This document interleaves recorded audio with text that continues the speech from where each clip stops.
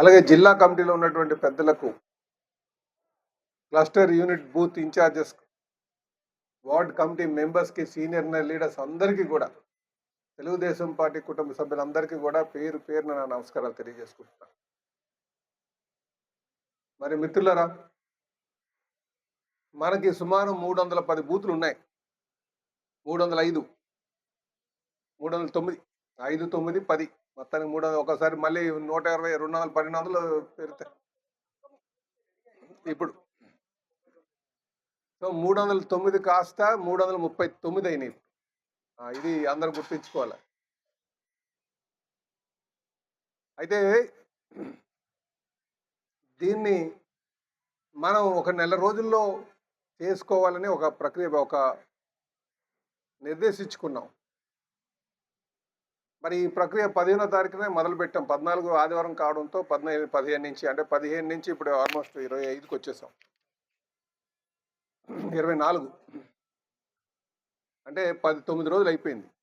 9-10 రోజులు అవుతుంది. మనం రాబోయే 10 రోజుల్లో ఇది పూర్తి చేసుకోవాల్సినటువంటి అవసరం ఉందని ఈ సందర్భంగా తెలియజేస్తున్నా. ఈ 10 రోజులు కూడా మనం డోర్ టు డోర్ అనుకున్నాం. డోర్ టు డోర్ కూడా దాన్ని 2 ఏళ్ళు పూర్తయిన సందర్భంలో 25వ తారీఖు నుంచి, అంటే రేపు నుంచి మనం ఆగస్ట్ 10th వరకు కూడా డోర్ టు డోర్, ఇంటింటికి వెళ్ళి ప్రచారం చేయడానికి మనం ఏం అభివృద్ధి చేసాం, మన సమయంలో ఏం జరిగింది, గత గొడ్డల పార్టీ వాళ్ళు ఏం చేశారని చెప్పడానికి ఇంటింటికి వెళ్ళమని చెప్పేసి ఒక కార్యక్రమం ఇవ్వడం జరిగింది. అయితే ఈ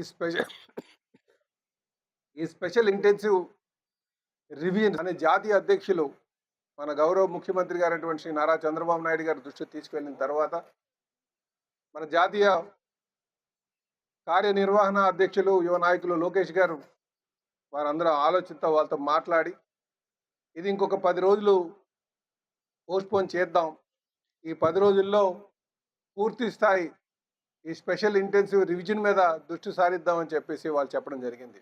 కనుక రేపు మొదలయ్యేటువంటి డోర్ టు డోర్ క్యాంపెయిన్ ఇంకొక 10 రోజులు మనం పోస్ట్పోన్ చేసుకున్నాం. సో 5వ తారీఖు వరకు మనం ఈ సర్ మీద ఉండాలి. దానికి మీ అందరూ కూడా సహకారం అందించాలని చెప్పి ఈ సందర్భంగా తెలియజేస్తున్నాం. ఈ సర్ పైన ఒక అనుభవం చెప్తా. అంటే ఓట్లు డిలీషను మనం కానీ ఏమాత్రం ఎమరపాటుతనం ఉంటే ఎలాగ మనకి ఇబ్బందులకు పడతాం అనేది ఒక అనుభవం మీకు చెప్తా. 2018-19లో మనం అధికారంలో ఉన్నాం, 14 నుంచి 19 మధ్యన. కానీ మనం అధికారంలో ఉన్నాం, కానీ మన ఓట్లు తొలగించినటువంటి సందర్భం వచ్చింది. ఏదైతే మనం ఇప్పుడు గొడ్డల పార్టీ కింద చెప్తున్నామో, వాళ్ళు మన నాయకులు పేర్లు ఇచ్చి Form 7 డిలీషన్ ఇచ్చారు. ఎవరైతే మన ముఖ్య నాయకులు ఉన్నారో వాళ్ళవే డిలీట్ చేయమని చెప్పేసి Form 7 ఇచ్చారు. మనకు తెలియకంట.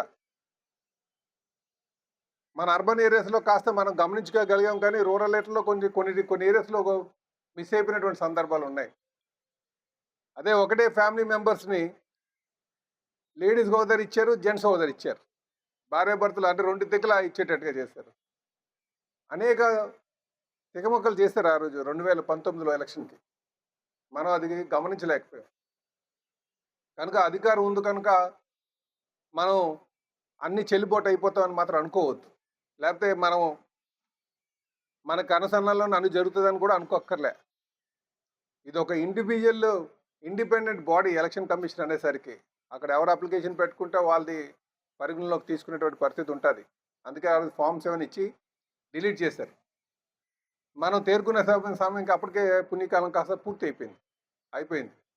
కనుక ఇప్పుడు మనం కొంచెం జాగ్రత్తగా ఉండాల్సినటువంటి అవసరం ఉంది. అందుకే ఈ రోజు నుంచే, ఆల్రెడీ మనం 10 రోజుల నుంచి తిరుగుతున్నాం, కానీ మనం ఇప్పటి నుంచే కొంచెం జాగ్రత్తగా మనం ఎవరైతే BLL కింద వేసుకున్నామో, గవర్నమెంట్ నియమించినటువంటి BLOలతో కొంచెం సమన్వయం చేసుకొని ఇది కొంచెం బాధ్యతగానే తీసుకోవాలి. BLOలు మనం ఒక్కోసారి రావచ్చు, రాకపోవచ్చు, కానీ మనం అవసరం మనకి, వాళ్ళకి బాధ్యత ఉంది. BLO కింద ఉన్న వాళ్ళు చాలా నీట్గా ఉండాలని.